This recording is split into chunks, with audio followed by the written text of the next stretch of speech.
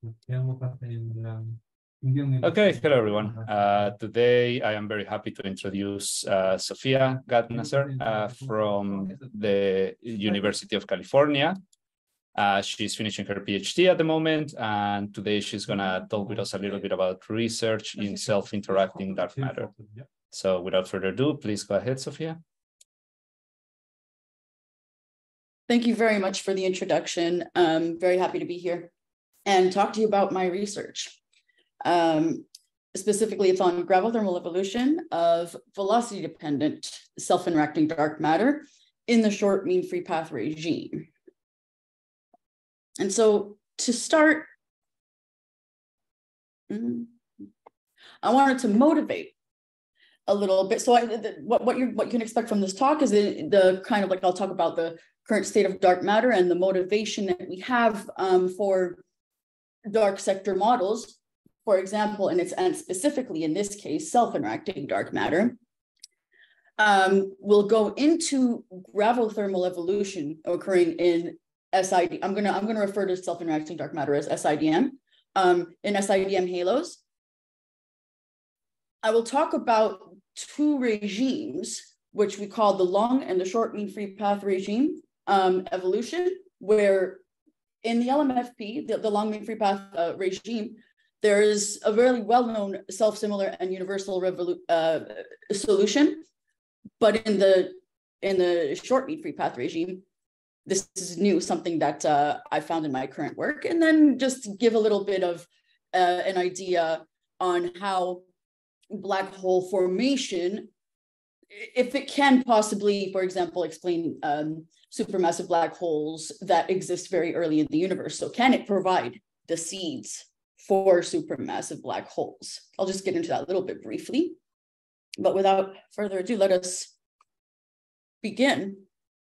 Now, cold dark matter is a very well, it is, I guess, the most, or the paradigm of dark matter that has been most used until now, and it's been extremely successful on large scales.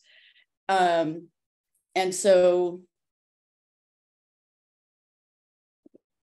and when I say that, what I mean is when we compare to observations like what we see over here and compare to what a simulation will produce, simulations of cold dark matter will produce what we expect.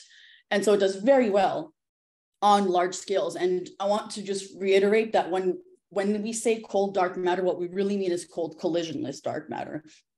So these are dark matter particles that do not scatter off of one another, do not see each other at all.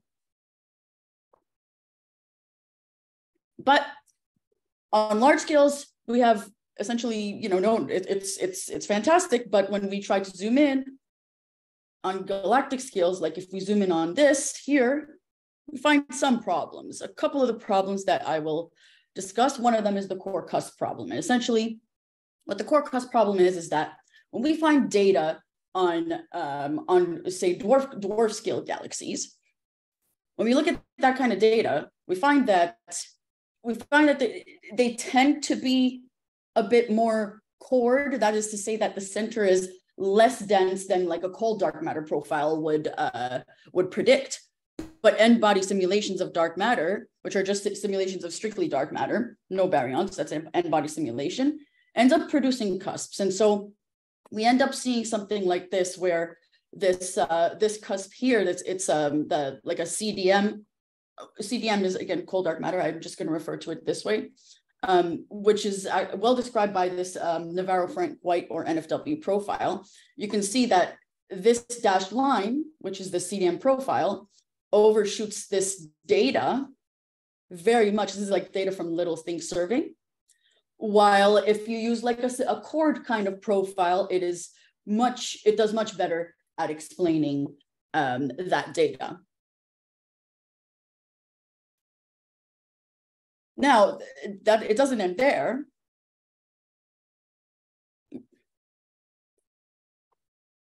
Because it also turns out that some halos that we have, or sorry, some dark dwarf scale halos that we have observed, or galaxies really, actually tend to be a lot denser than a CDM profile like the Navarro-Frank-White or NFW profile can explain.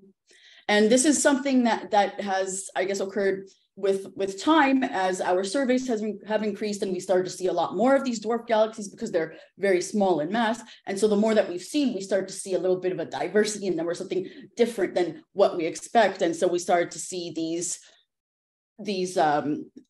sort of profiles that, or essentially, that are far too dense for a CDM profile to be able to explain.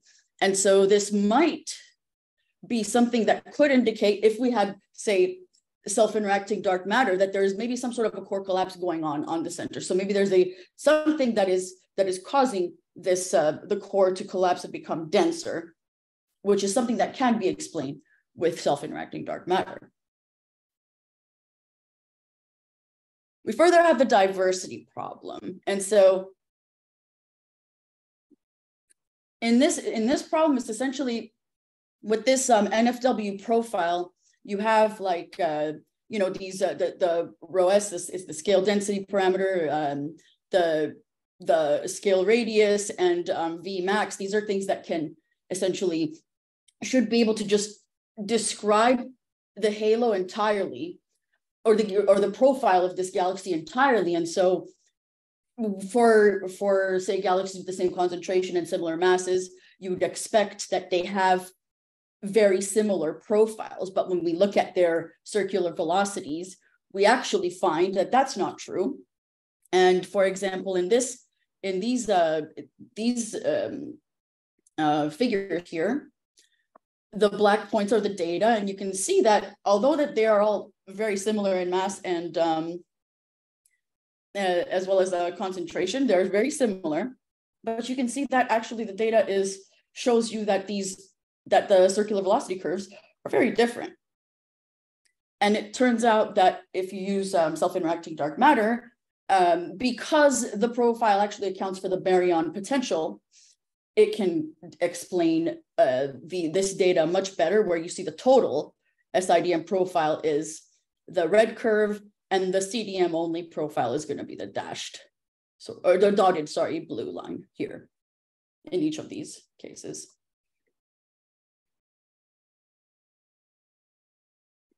Now, further, when we look at cluster scales, we see that we actually require very low or small, or very small cross sections, and this motivates having a velocity dependent cross section, because if we have core collapse going on in these very small mass halos, like the ones like the example that I showed before, but say the clusters are very, they look pretty happy generally to be sort of like an NFW like profile, then a velocity dependent cross section, one in which increasing the Vmax of your system will actually decrease the cross section. That's what's required in order to match these observations.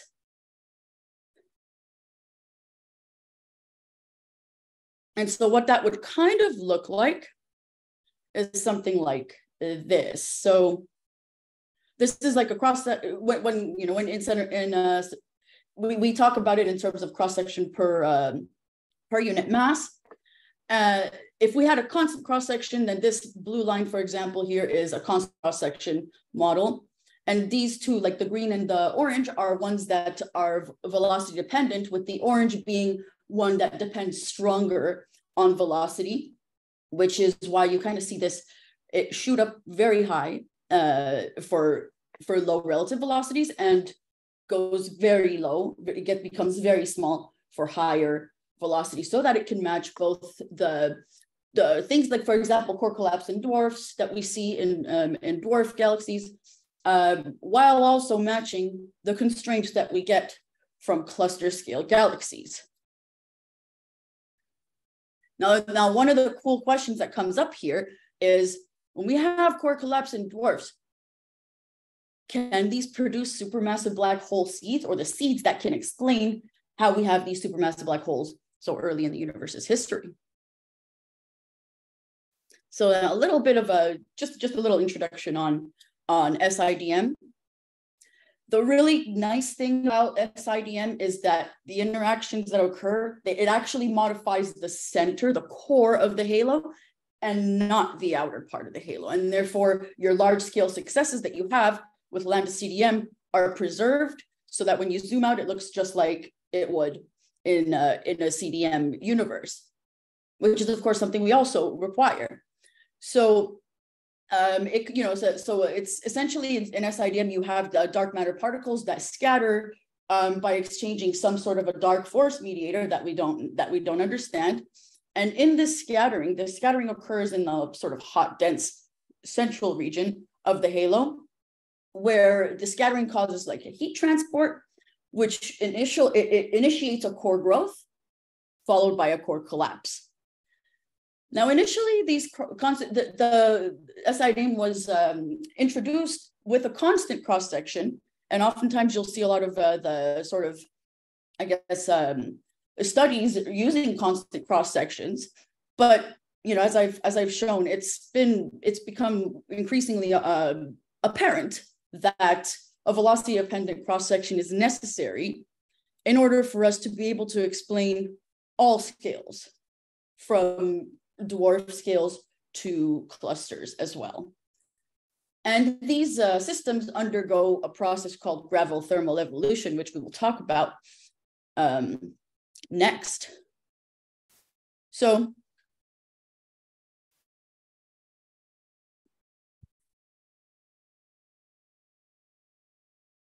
in a self-interacting dark matter halo, what you have is essentially, you'll have in the sort of the central region of the galaxy, the core is going to be a lot more dense than the outer region, which will be more dispersed and cool. And so you have these scatterings going on in the center, which initiates kind of like a heat transport from the inner to the outer halo. And so what that actually does is that it starts to, it begins by decreasing the density in the core first, so that you end up kind of like with this core growth phase. And once it hits this core growth phase, eventually the particles will actually start to fall into the halo, and kind of and they will start to actually heat up even more in the center, which is a kind of like a runaway process that ends up causing like a core collapse, which was dubbed the gravothermal catastrophe by Lyndon Bellenwood.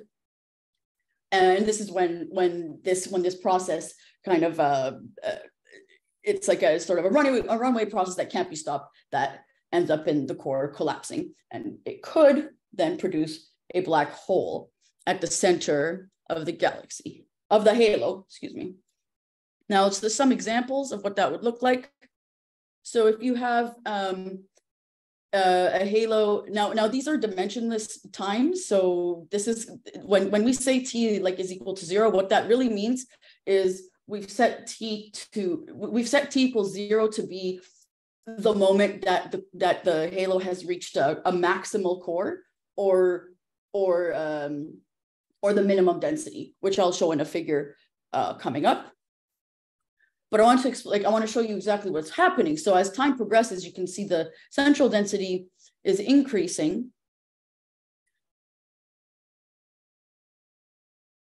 And then it increases even further. Now the dashed lines are the lines that show you that the halo is in this short mean free path regime, which is a really important regime when it's very deep in the core collapse phase of a self-interacting dark matter halo.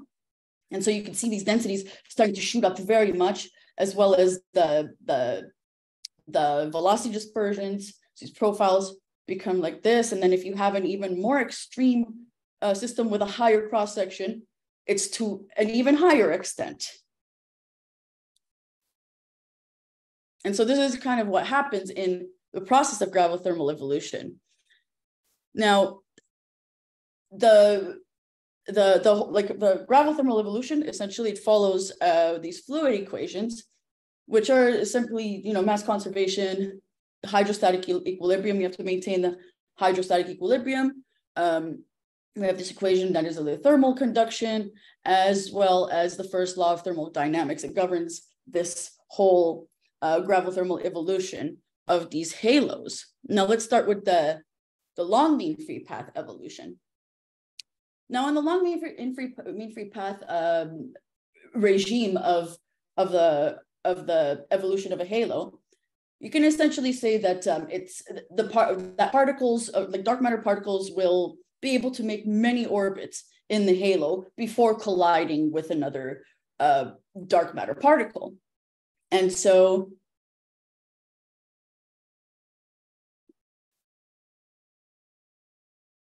you can it's not dense, it's not super dense yet. So they make many orbits before colliding with another dark matter particle. Now, so in this figure here, it's something I was mentioning earlier, this maximal core phase. What you see here, this is the central density with respect to the central dispersion. We see that it initially begins to the density begins to decrease, which means that the core is actually growing in size. And then it reaches this maximum point, which we call maximal core, and then followed by a turnover. This turnover is what I was saying that we call T0. So this quantity here is actually the T tilde that you were seeing earlier. So we shifted over where this T core is essentially the time at which we have this core formation or maximal core. And so gravothermal collapse begins here. And in this, I guess I want to turn your attention again to the top of the upper axis here, which shows you the time. You'll notice that, for example, the spacing between these two numbers is very like 40 minus 43 to 40. That's a small number, but it's a long, or it looks like a long thing. So it means that lots of things are happening. But the more important part is when you look over here. So in between these two spacings, you can see that a small amount of time has passed, but a lot of the evolution has gone through. That means that the bulk of the time that the halo spends in gravothermal evolution is in this long mean free path regime. So you see from here, it's like from 0 to 220. A lot of time is passing here. It spends a lot of its time in this region here, in the long mean free path regime. And in all of the figures that you will see here, when you see dashed lines, that means that the halo has transitioned into the short mean free path regime, which we'll talk about next. Now, one of the things that's very well known in gravothermal evolution, people in these kind of studies, is that in this regime there is a self-similar solution as well as a universal solution. That means that we can find scales. That when we scale when we scale parameters out, the density profiles will look the same over time, as long as we're in the long mean free path regime. And the particle physics and the universal solution means like the particle physics doesn't really affect the evolution of the halo once we've scaled out those parameters, and then they end up looking very similar. And just to point out here that essentially these ends just tell you the strength of the velocity dependence of the cross section according to this relation right here. And that will be true throughout the entire talk. And you can see that there's like a small scatter, but it's pretty similar. Like the evolution is, you could call it pretty much universal. It's approximately universal, but approximate enough that we can make useful predictions with a velocity dependent cross sections.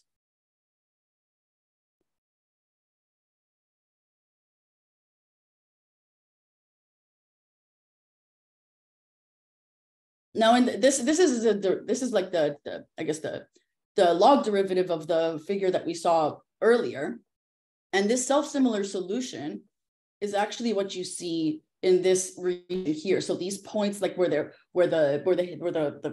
is constant. That means that the halo is in its self-similar solution, and so all of the things that we have in like the self-similar solution and the LMFP universal solution as well, they apply here, but we can see that they start to kind of drop off and deviate once we've crossed into the short mean free path regime, which again is the dashed lines, where you start to see them kind of scattered. And so the same scales that applied in the long mean free path regime don't apply anymore.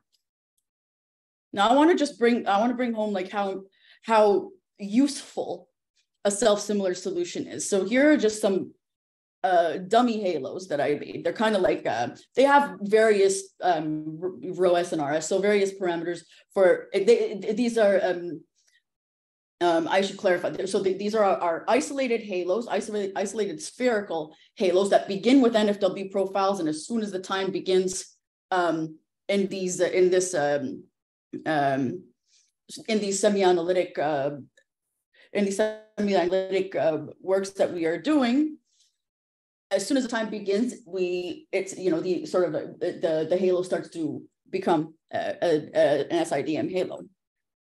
And so if we plot these with respect to physical time, you end up with this really useless kind of plot, nothing useful that you can get out of here. But if having a self-similar solution and a universal solution, we can actually scale that out and end up with something like this, which tells us that regardless of what kind of a halo that we start with, if I know its NFW parameters and the particle physics, so like the cross-section that we use, I can tell you what its evolution is going to be with very minimal scatter. And that's what's really, really useful, having these self-similar solutions. And so as we saw, once we start to fall into the short mean free path regime, it seems that these relations, or the parameters that are, or the scales for self-similar and universal solution in the LMFP regime is no longer applicable.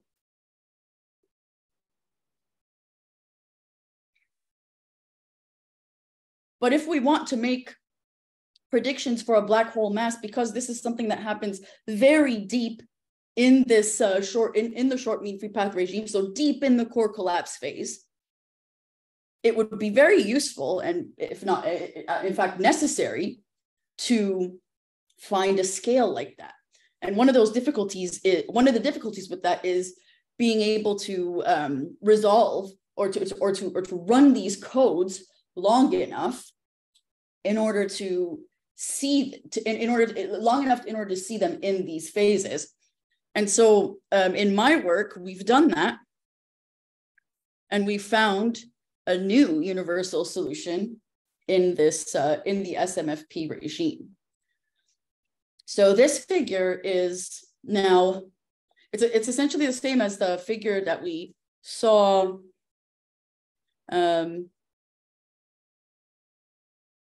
here, except in this figure, we've normalized with respect to ρS and Vmax, which are directly related to the core parameters, as we can see here. Except in this case, we've normalized with, or we've scaled them with these new parameters, which are in this new region that I'm going to explain in full detail in the next slide. But what you see is very nice, because if what would look like a scatter, what would be a scattered sort of I guess evolution here is now, after scaling it with the appropriate parameters for the SMFP regime, you end up with this very simple relation that allows us to predict, say, how the core density evolves as a function of the core dispersion, or the central density and central dispersion, and it's a very simple power law. So in this work, what we did was we have essentially named the stages, and I made this figure very big because it's important. I wanted to make sure that everything is visible.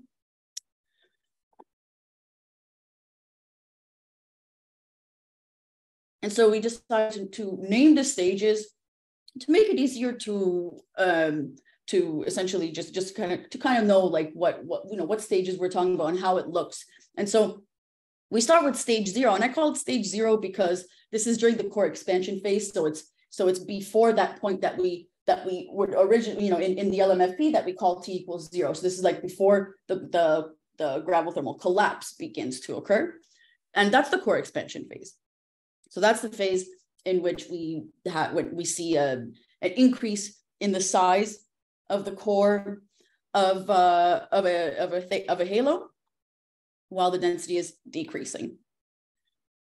Now, stage 1, you'll notice that like immediately once we start to move into like the stage 1, stage 2, and stage 3, essentially you will see that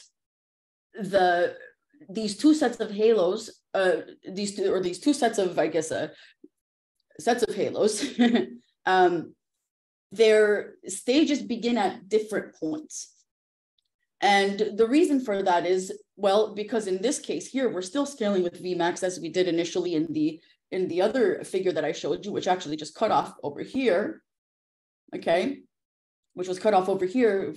It was just like, say, similar to the blue curves that we have here.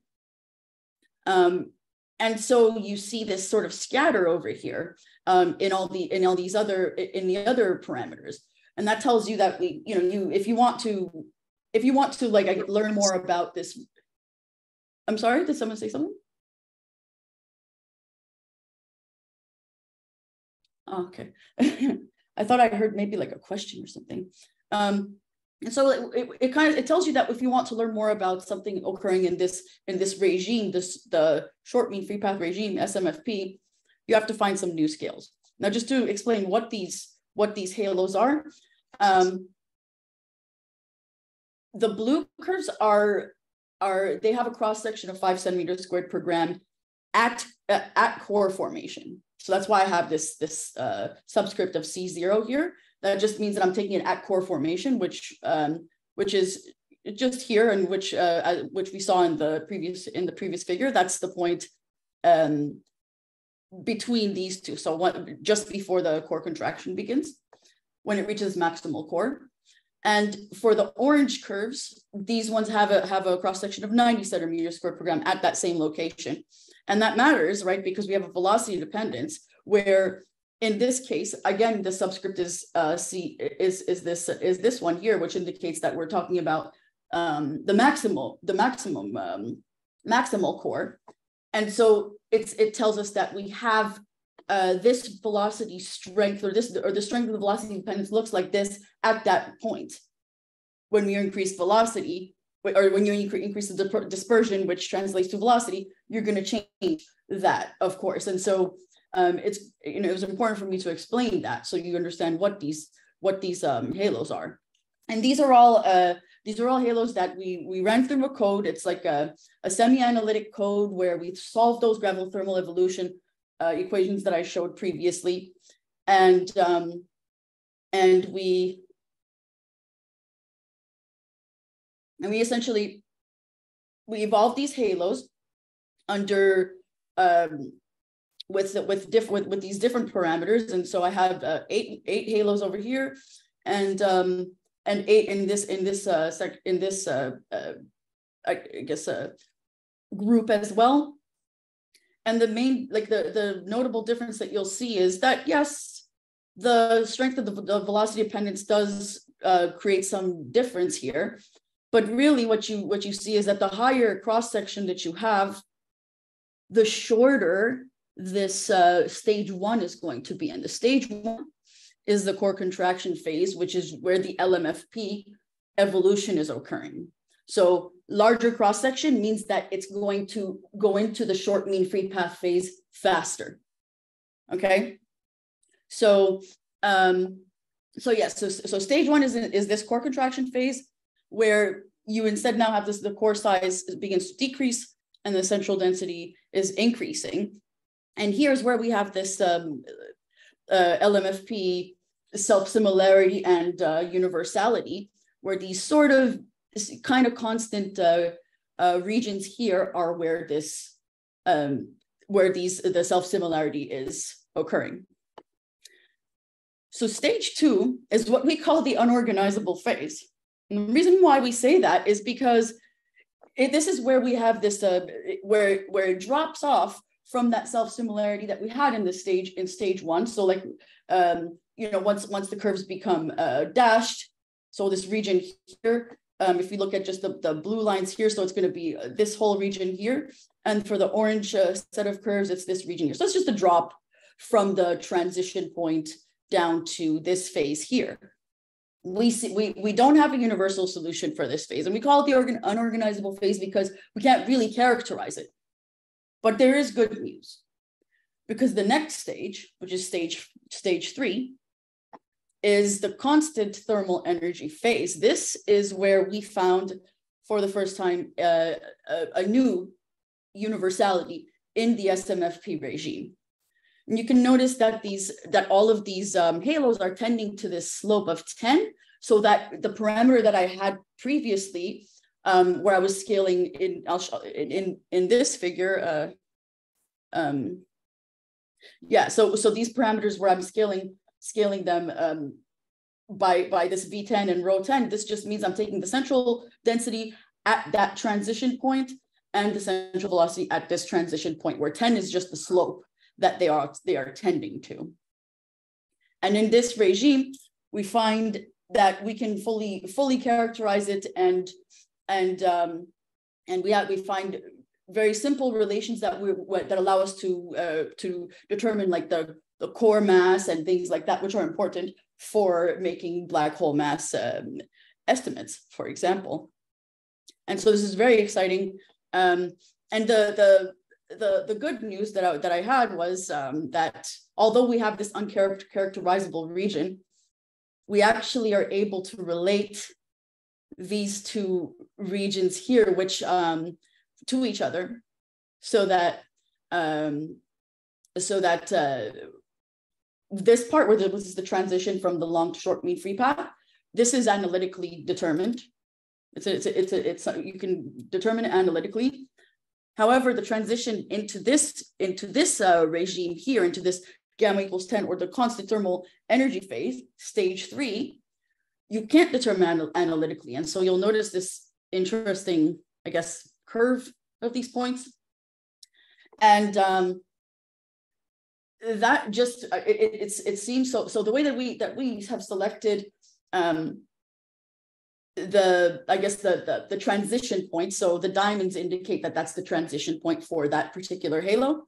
We selected the minimum of the local minimum for that curve, because what that tells us is that this curve is now going to approach this gamma equals 10 slope. And so although we cannot analytically determine this, we found a way to relate them to the long to short mean free path transition parameters, which are analytically determined. So this is very exciting stuff.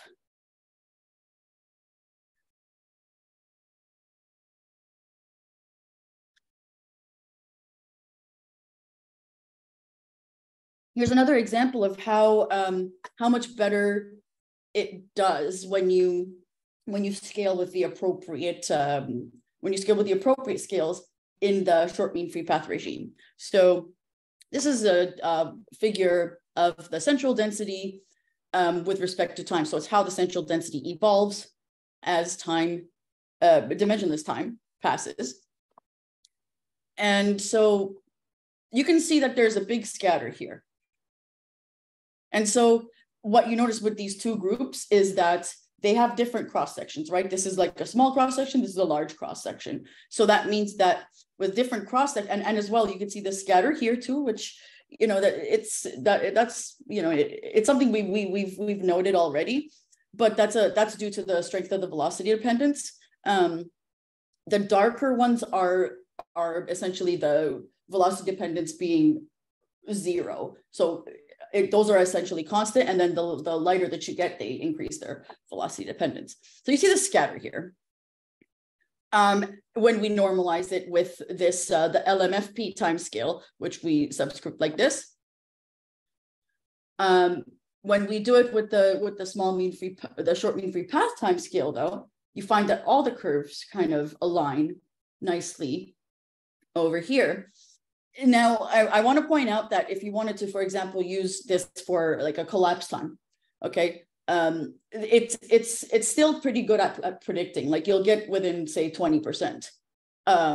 You'll get it within 20% right. But if you use this, it's like within 3%. So it's very, very, very, it's a huge improvement to use the correct scales in the short mean free path regime.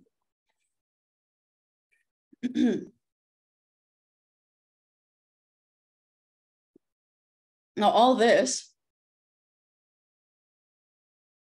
is to say, or is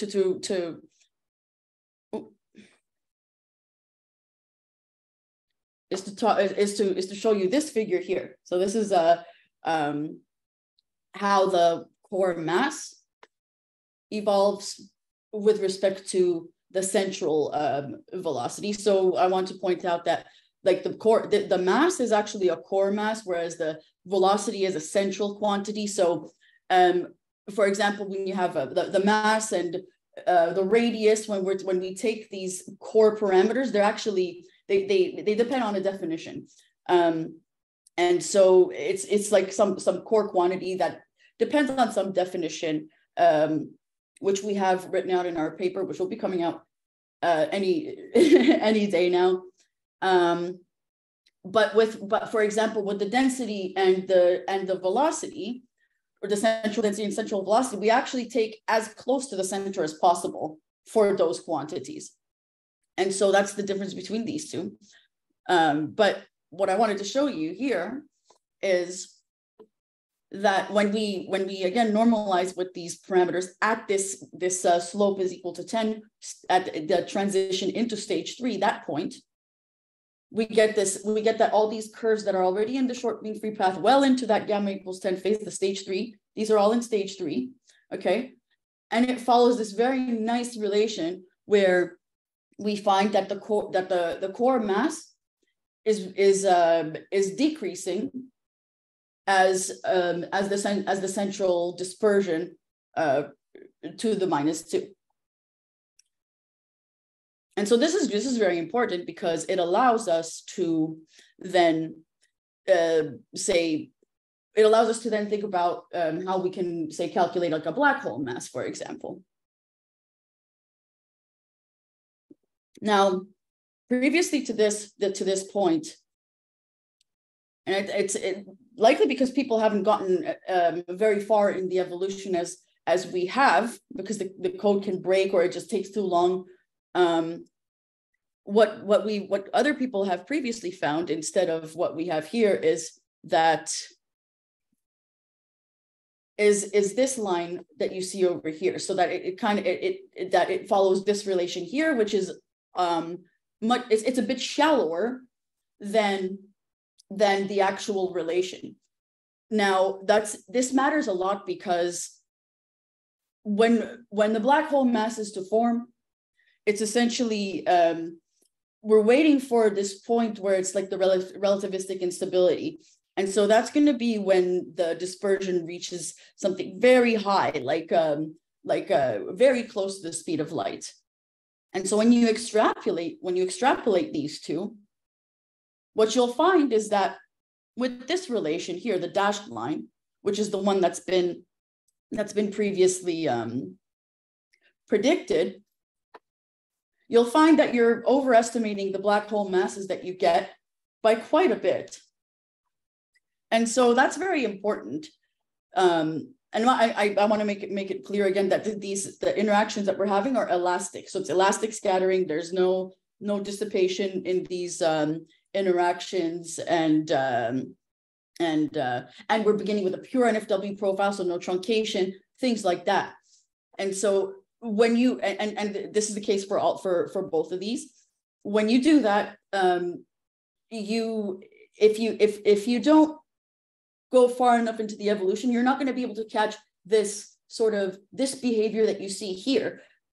It will look like these halos are kind of going a little bit more out this way, and this is why these previous works have estimated this kind of behavior, and that tends to overpredict the black hole masses a lot. So, like in previous works, I've seen that you can get black hole masses of say 10 to the 4 times the mass of the sun, which that would be great for as a supermassive black hole seed.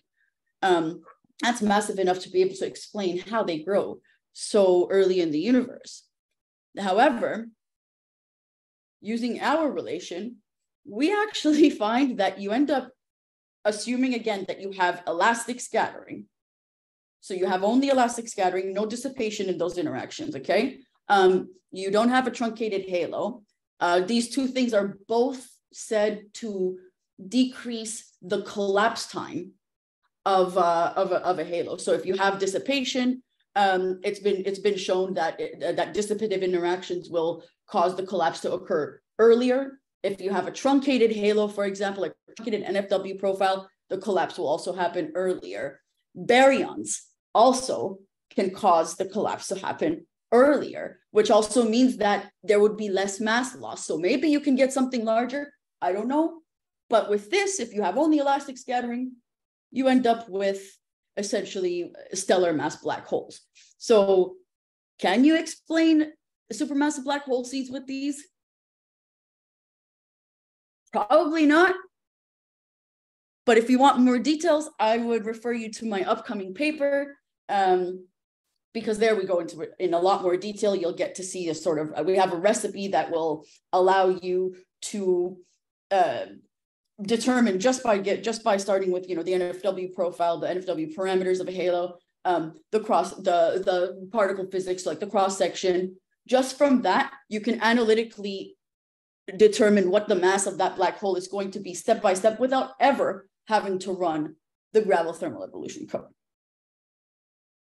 And so see my upcoming paper for those details. Now, to summarize what we've discussed today, cold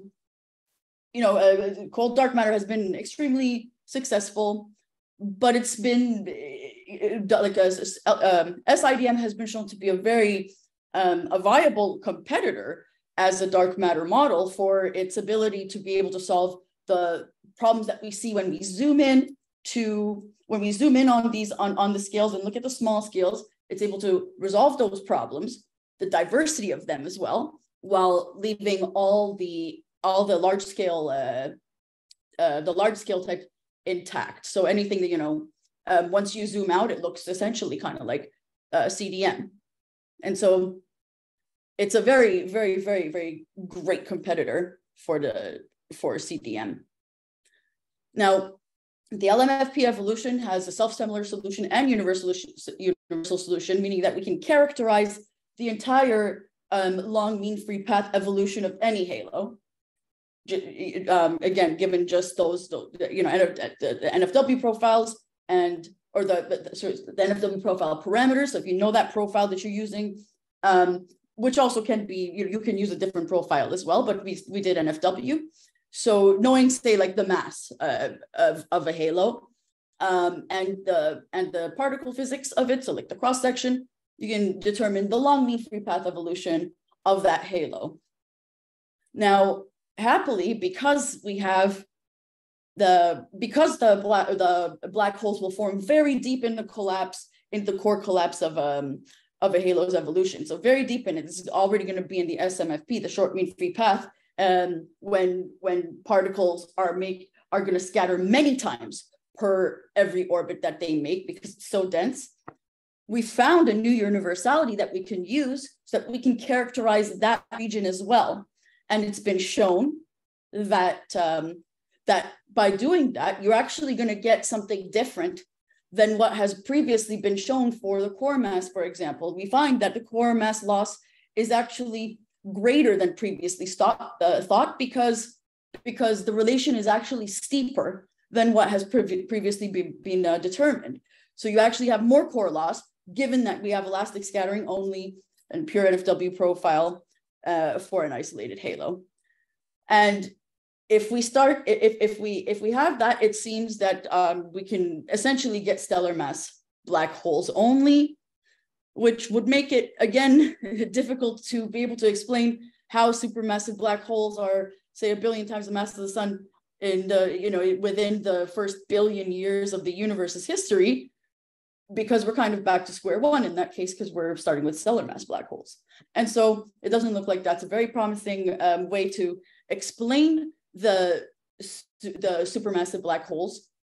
However, given that maybe if we have dissipation, or if we have if we play with the profiles, the truncated profiles, so playing with the particle physics a little bit of it, that can change things. And so that's something that I'm planning to do in my next work. And with that, I'll thank you and open it to questions. Okay, thank you very much, Sophia, for this very interesting talk. Please, people in the audience, if someone has any question, please raise your hands in the participant list. While everyone gathers their thoughts, I wanted to ask a couple of questions.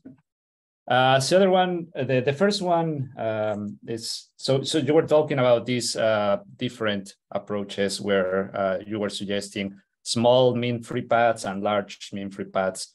And so you were saying that small mean free paths are comfortable because you have these like universality laws, and now you were like proposing this new universality law from large mean free paths. But I was wondering, so if we look at like observations or whatever, is there like one model that is preferenced over the other? Like, do we want to have larger mean free paths or not really? No, that's a great question. And so some of the observations in particular that would motivate short mean free path collisions occurring would be, for example, like the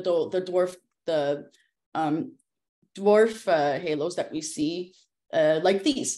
So these are actually data, right? These data points here, which are far more dense than either a 1 centimeter squared or 5 centimeters squared per gram cross section. So those aren't enough to explain it, but we know that if we take the cross section and increase it significantly to, say, for example, 50 centimeters squared per gram, that actually creates far denser circular velocity profiles.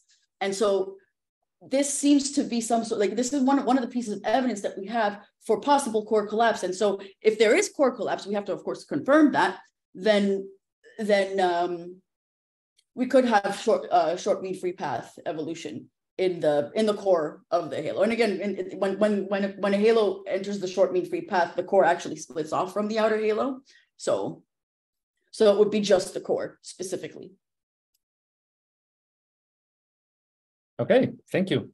And I have another probably pretty dumb question. So when you were introducing the halo evolution part, you were saying that you have self-interacting dark matter, and then because particles are interacting, there's like a heat wave moving outwards. But then you were saying that heat wave helps in the other collapse or something like that. That part was not very clear to me. Would you mind explaining it a bit? So maybe it was kind of here? Yes. Okay. Yes. Yeah. So it's a bit counterintuitive. So because so you have, like, during the core growth phase of the gravothermal evolution of a halo, in the core, because it's much denser than the outer regions, it's going to be a lot hotter because it's dense and things are moving very fast. And so you'll have collisions, and these collisions facilitate a heat transport from that inner region to the outer region of the halo, which happens to be a lot less dense and cool. But then it kind of, so the outer region of a halo kind of acts like a heat sink in a way. So you can call this system kind of like a negative capacity system. And the reason this happens is because when you start to have some interactions in the outer region of the halo, they will scatter kind of particles back in. And those particles that get scattered back in will kind of fall closer in to the gravitational potential in the center.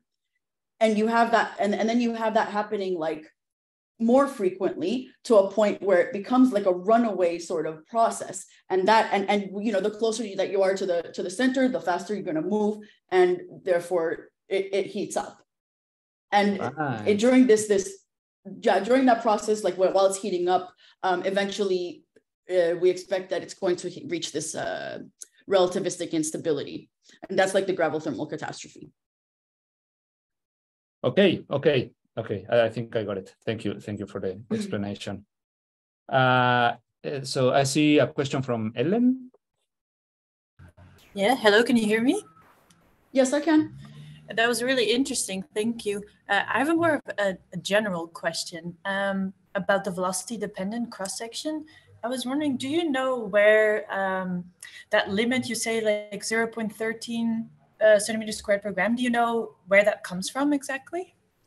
Oh yeah, so that's actually a work that I took part in. So here, this is actually, yeah.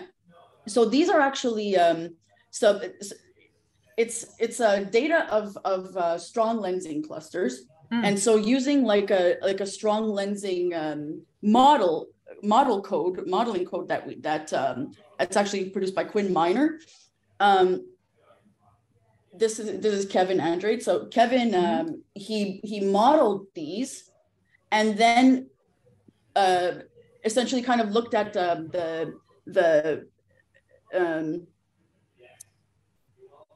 how much, I guess, like what's it's having like a cross section, how much it agrees with it. And so these are those contours like that. This pink one here is it's like anomalous, and so we kind of don't give it too much weight because most of them are very small, right. And so and that's how we essentially get that as an upper limit in that paper. That makes sense. Thank you. Okay.